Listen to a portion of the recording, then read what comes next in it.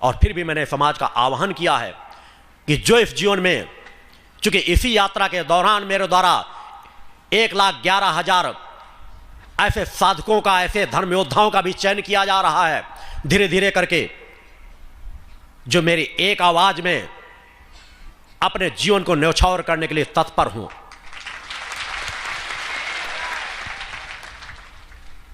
आप में से कोई भी आगे बढ़कर के उस स्थान को प्राप्त कर सकता है, और जो उस स्थान को प्राप्त करेगा उसे उस सिद्धाश्रम धाम की प्राप्ति होगी। भगवान की जय।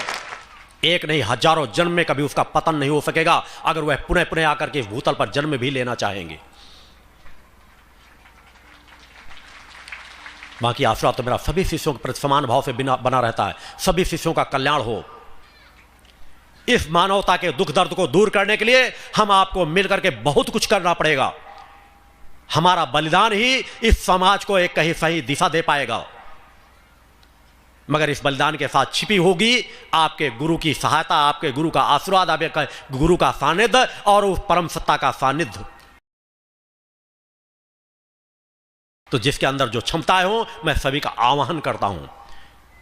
यह विश्वव्यापी जो अभियान चल रहा है केवल हमारे भारत देश तक सीमित नहीं है।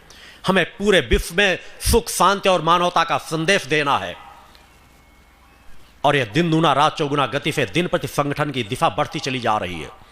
उस दिशा को कोई रोक नहीं पाएगा। केवल आपको मां के उस ध्वज को थामने की जरूरत है। मां के ध्वज के तले आकर खड़े होने की आवश्यकता है।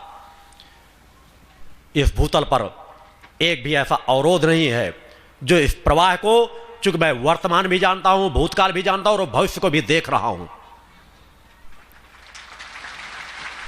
कि आने वाले समय में मेरे शिष्यों का, मेरे सिद्ध साधकों का जन फैलाव समाज के अनित या न्याय अधर्म को किस तरह खत्म करता चला जाएगा।